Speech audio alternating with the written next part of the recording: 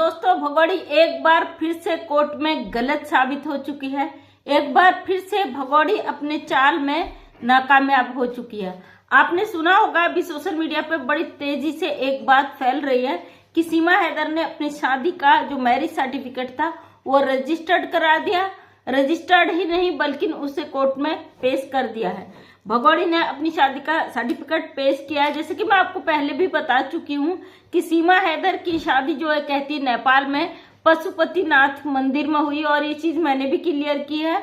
उस मंदिर पे शादियां नहीं होती है। और वही बात मोबिन मलिक सर ने नेपाल जाकर पूरी इंक्वायरी करके लाइव वहां से दिखाया है। वहां का जो मेन पंडित होता है उसके तक बयान लिए हैं, वहां के जो आम नागरिक है उनके भी बयान लिए हैं कि पशुपतिनाथ में कोई भी शादी नहीं होती है।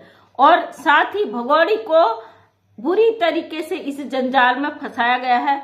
अब कोर्ट में बुरी तरीके से फंस चुकी है। जैसा कि ये अपडेट आज मैंने चैनल से सुनी, हो सकता है वीडियो मेरा कल आए या आज भी आए, ये कल ही आएगा शायद, क्योंकि अब टाइम ज्यादा हो चुका, 10 बजने वाले हैं। तो सीमा हैदर को फंसाने के लिए बहुत बुरा जाल बुना गया है। सीमा हैदर को इस मैटर में फंसा दिया गया है कि ये भारत में ही सड़े। और जो लोगों की सोच है कि सीमा हैदर अगर इस जंजाल में फंस जाती है, कानूनी पचड़े में फंस जाती है, तो इसको भारत में ही रहने दिया जाएगा, यहाँ की नागरिकता मिल जाएगी, तो ये सबसे बड़ी गलती है। दोस्तों, बहुत सारे लोग इस केस से जुड़े हैं, हर कोई अपडेट चाहता है, तो आपको जो सही होता है वही चीजें यहाँ बताती हूँ। गुलाम हैदर को भी वीजा मिल चुका है। ये अपडेट आज मैंने अभी सुनी कि जो फियाज रामे है पाकिस्तान के वकील, क्योंकि भाई वकील है तो वो कानून की चीजों को समझते हैं। हालांकि वकील भारत में भी है जो बड़े बड़े प्रोपगंडा कर रहे हैं कि भाई सीमा हैदर का मैरिज सर्टिफिकेट रजिस्टर्ड हो चुका है। जब सीमा हैदर भारत की नागरिक नहीं है, सीमा हैदर फर्जी तरीके से इनलीगल भारत में घुसकर आई है, तो मैरिज सर्टिफिकेट तो बहुत दूर की बात है, उसका कोई भी यहाँ पे दस्तावेज मान्य नहीं होगा, क्योंकि सीमा हैदर यहाँ की नागरिक नहीं है। अब सीमा हैदर ने दावा किया है कि वो उसने शादी रजिस्टर्ड कर दी, उसने नेपाल में शादी की। इस दावे को मोबिन मलिक सर ने पूरी तरीके से फेल कर दिया था, लाइव दिखाकर नेपाल से।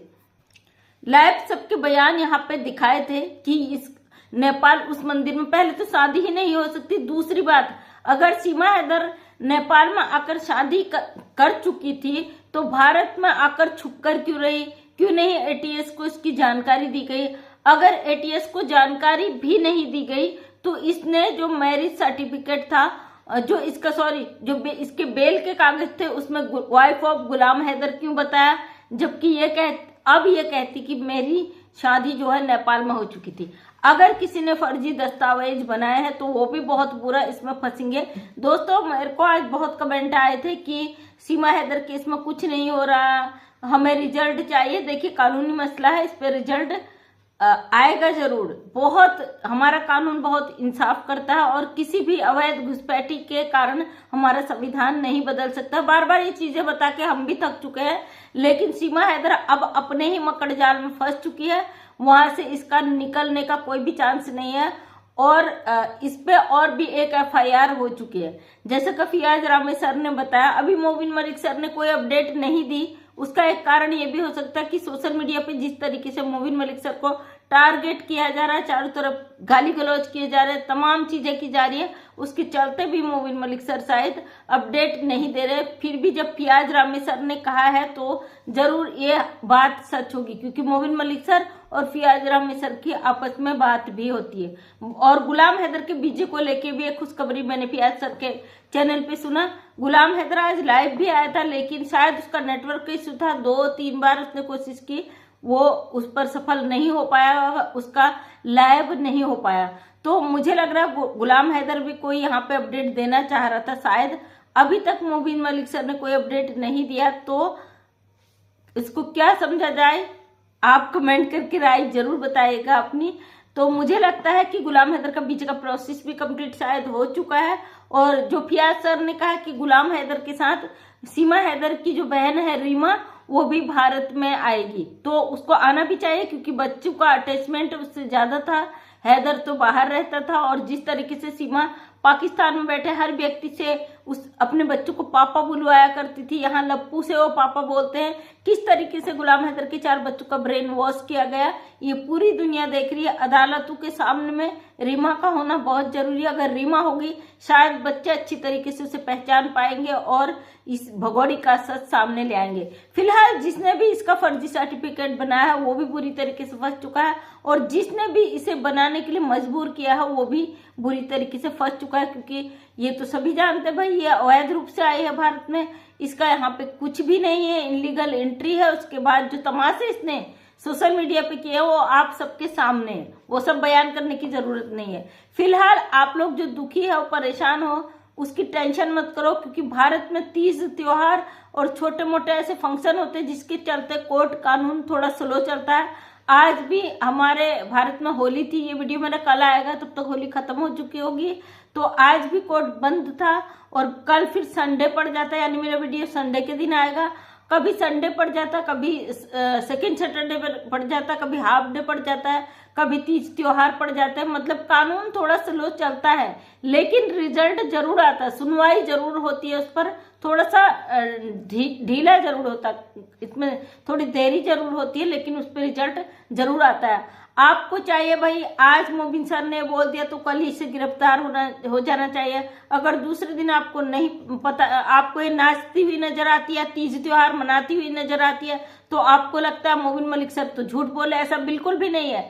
जब तक ये बची है इसको नाचना गाना ही है, क्योंकि इसको अपना पेट भी भरना है, तमाम उन लोगों का मुंह भी बंद करना है जो इसके जरिए से यहाँ पे भौंकते है ना। इसको अपने लिए जो इसने खड़े कर रखे ना लड़ने के लिए, उन लोगों का भी मुंह भरना है, उनका भी पेट भरना है, इसलिए इसका नाचना बहुत जरूरी है। फिलहाल भगोड़ी ने कहा था कि होली के बाद मैं बहुत बड़ी खुशखबरी दूंगी। आज होली समाप्त हो चुकी है, देखते कल परसों में क्या खुशखबरी देती है। हो सकता है हैदर आ जाए भाई, ये यही खुशखबरी ये देना चाह रही हो, इसको पता चल गया हो कि हैदर भारत आ रहा है। बकाया तो यही जान सकती है, इतनी नौटंकीबाज है ये, कहाँ पर कौन सा दाव खेल देना कहा नहीं जा सकता। हालांकि इसे पता है बुरी तरीके से फंस चुकी है, बाल के बराबर भी जगह नहीं छोड़ी है कि ये कहीं से कहीं तक बच सके। फिलहाल भगोड़ी की आफत कटी हुई है, इसके चेहरे से आप साफ देख सकते हो। ये तमाम प्रोपेगेंडा जो कर रही है, इसको जिसने भी फंसाया अपने स्वार्थ के लिए बुरी तरीके से फंसा दिया, इसका बचने का कोई भी यहाँ पे रास्ता नहीं है। और आप लोगों को अपडेट देना जरूरी होता है, इसलिए हम यहाँ पे आते हैं। आज होली भी समाप्त हो चुकी है और थोड़ा हम लोग थक भी चुके हैं, लेकिन फिर भी सीमा हैदर केस हमारे लिए एक ऐसी आफत है कि आप लोगों से इस टॉपिक पर बात करना बहुत जरूरी हो जाता है। तो सभी अपना ध्यान रखिए, इंतजार करिए, क्योंकि इंतजार की घड़ियां खत्म भी जरूर होंगी। समय का जब सुई घूमती है तो लौट कर फिर वहीं पे आती है, एक से शुरू होती तो एक पर दोबारा आती है, और ये चक्रव्यूह भी थमेगा सीमा हैदर के केस में। अब बहुत कुछ होगा। अब ये मत कहिएगा कि 2 साल हो चुके हैं, बिल्कुल भी नहीं। जब कोर्ट में मामला जा चुका है तो इनकी आफत कट चुकी है। और कई लोगों ने मुझे कहा था, एक भाई ने मुझे आज कमेंट किया था कि सीमा आप जो बात कह रहे हो, सीमा हैदर कभी भी कोर्ट में पेश नहीं होगी, हमें नहीं लगता है होगी। मत हो ना होगी तो कोर्ट के भी अपने नियम होते हैं, उस नियम के आधार पर इस पर डंडा जरूर बसेगा। हम तो कहते हैं भाई ना हो पेश, ये एक और कानून तोड़े, एक और इस पर आफत कटे। फिलहाल जो एपी सिंह सर करवा रहे हैं कि भाई इस केस को खींचा जाए और इसको फंसाया जाए और इसको फंसाया जाए, तो फंसने के बाद ये बंदी फिर यहाँ पे नंगा नाच नहीं नाच पाएगी, इसको जेल ही होगी।